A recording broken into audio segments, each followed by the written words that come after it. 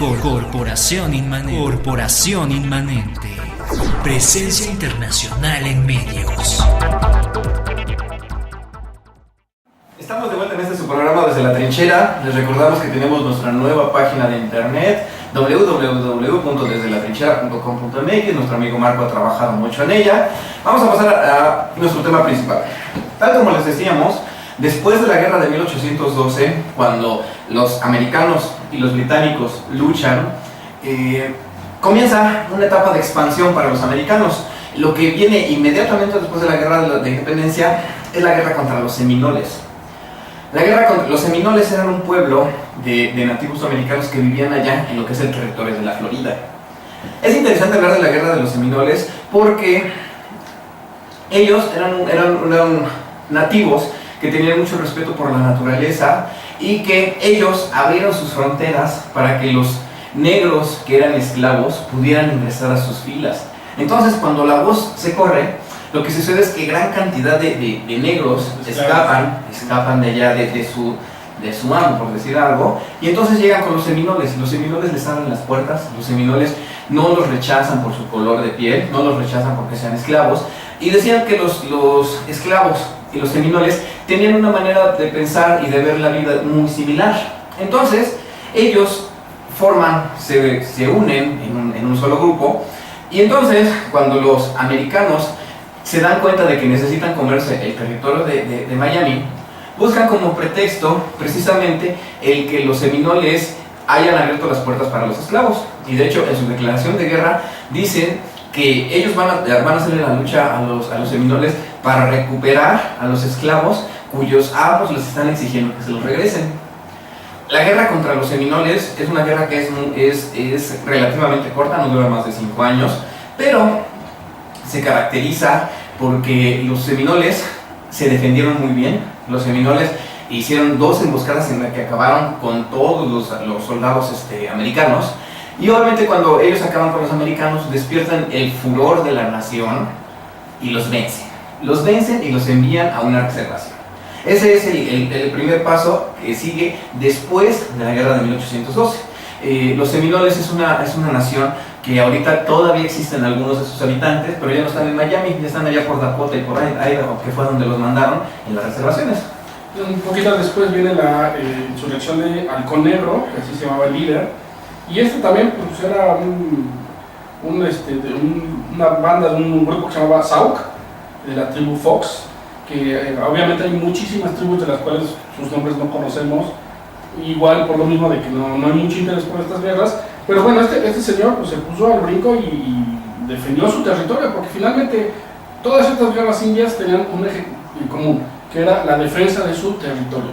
El gobierno norteamericano, cuando ya se conforma, se consolida como un gobierno independiente de Gran Bretaña, se dedica a ampliar sus territorios, a capturar más recursos, y ya todos los nativos simplemente les daban una orden o les pagaban muy poquito lo que ellos consideraban justo y los mandaban más lejos o los metían en las reservaciones, que después esa sería la política habitual, meterlos en reservaciones que no tenían nada que ver con las tierras de donde ellos venían. Entonces evidentemente aquí la situación es, les dan las peores tierras, los mandan a desiertos, a lugares poco propicios para ellos, y obviamente pues, ellos no se iban a dejar. Después de que el estado de Texas se independiza de México en la década de 1830 y antes de la guerra México-Americana, cuando se unen a los americanos, viene la guerra México-Americana, y entonces les platicábamos en un programa anterior que los americanos llegan hasta California, hasta el otro lado del continente. Entonces, cuando las fronteras americanas se abren tantísimo, es cuando viene el segundo empuje,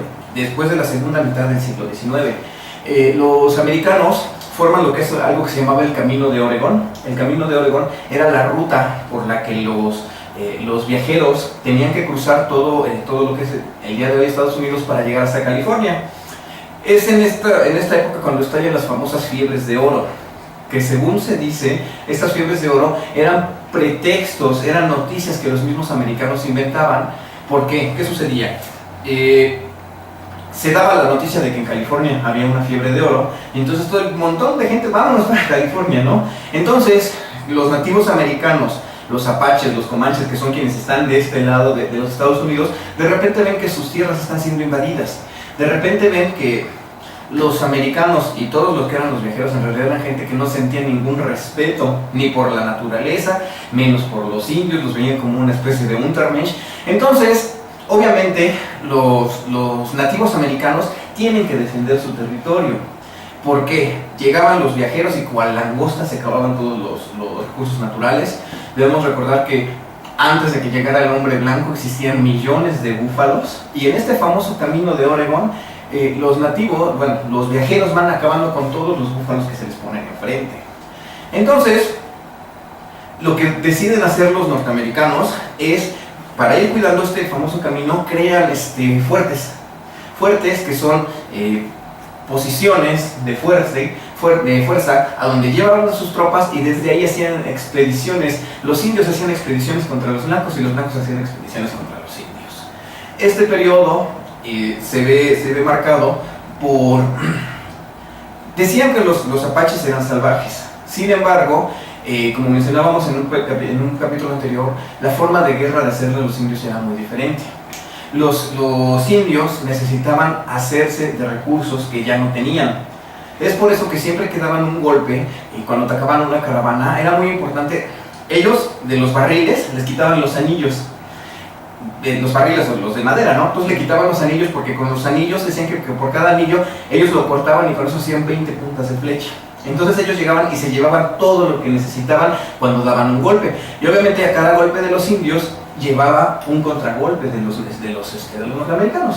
Sí, este es muy curioso porque en esta parte de la historia de las guerras indias, que ya es prácticamente la última parte, a los indios no los bajaban de bandoleros o de tribus de malhechores, y obviamente también todas las matanzas que había, pues obviamente eran salvajes, ¿no? Eran asesinos, era una bola de gente desgraciada que tenían que morir. Muchas veces los acusaban, siendo que un grupo estaba en un territorio, estaban ahí todos relativamente en paz.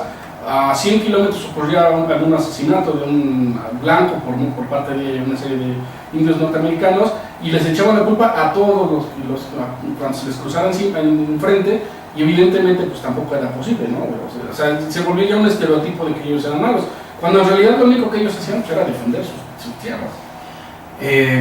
Más o menos por ahí, después comienza la Guerra de Secesión, en 1861, comienza la Guerra de Secesión, y esto marca un pequeño alto en las hostilidades contra los indios. Los americanos, los confederados y los de la Unión deciden hacerse la guerra uno al otro, y es curioso que es durante la Guerra de Secesión que comienzan a aparecer en las filas armadas indios o nativos que ya fueron asimilados por los mismos hombres. Los confederados en un principio decían que no querían nada que ver con los indios, pero conforme va pasando la guerra y se dan cuenta de que ya no tienen hombres, debemos recordar que la Guerra de Secesión terminó con 600,000 muertos más todos los heridos, y entonces los dos abren sus líneas para que llegaran los nativos americanos como exploradores, algunos que fueron combatientes, y entonces uno que es más importante y más de destacar fue un nativo que fue amigo del general Grant. Y entonces, en un principio, a este nativo no lo dejaron ingresar en las Fuerzas Armadas. Él conoce a Grant, le dice, ¿sabes qué? Déjame entrar, yo quiero servir a mi país, yo quiero hacer algo de bien por la nación. Y entonces Grant se lo lleva como su ayudante. Este nativo sabía escribir y sabía leer. Este nativo termina, y que fue el que llegó a una posición más alta durante la Guerra de Secesión, como ayudante de Grant, y él es el que firma, el que redacta el tratado de rendición que firmó el general Lee en Potomac en 1865. Entonces, imagínense de que eran hombres que no querían ni darles el saludo, llegaron a algo tan lejos para que hayan firmado el tratado de rendición de Lee en 1865. Tan pronto terminan el conflicto de la Guerra de Secesión, pues obviamente se reactivan las hostilidades contra los indios, contra los nativos americanos. Es aquí, después de 1865 a 1880, cuando vamos a ver lo que todos nosotros asociamos con las guerras indias.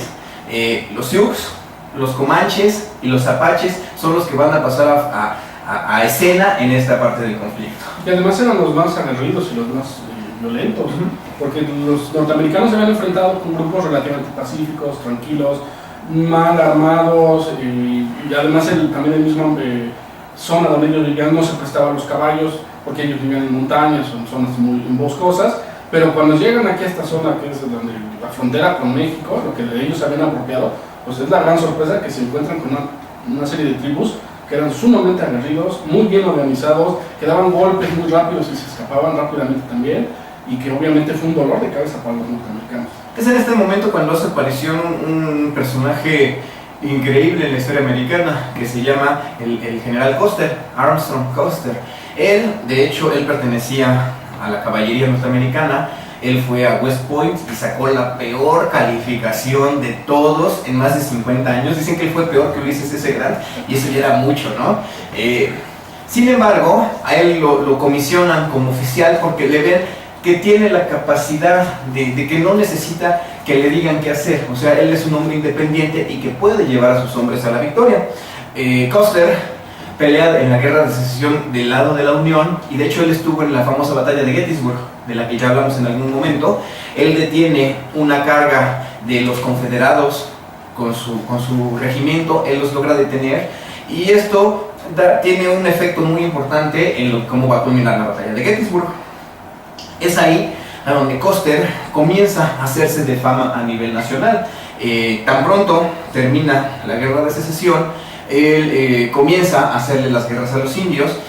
Custer era, a diferencia de lo que a veces pensamos de Custer, él en realidad pues, era una persona que no le gustaba jugar, pero no bebía.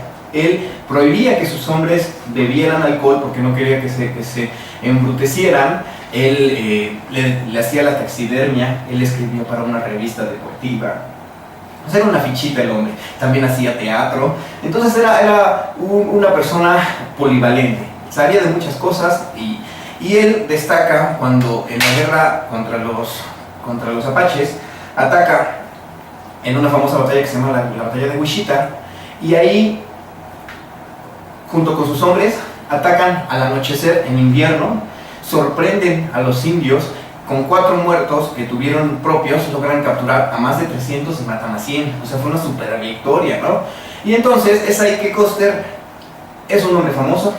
Debemos de tomar en cuenta que Custer le hacían grabados, o sea, él era el héroe nacional. Y como tal, como héroe nacional, lo mandan, bueno, él tiene un pequeño inconveniente, lo destituyen, y entonces le ruega a Grant que lo deje tomar las armas con su regimiento. Es en este momento cuando los apaches y los comanches, en un tratado de paz que habían firmado anteriormente, ellos se habían quedado con algo que se llamaban las Colinas Negras.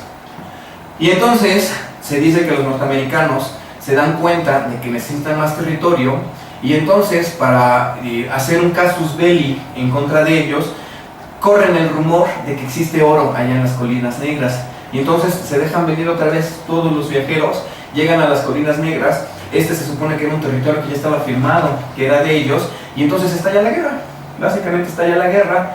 El 7º Regimiento de Caballería es enviado para hacerles la guerra, para ponerles la batalla. Ya con esto vamos a terminar nuestro programa. Regresamos en un minuto.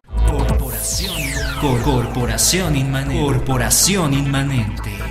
Presencia internacional en medios.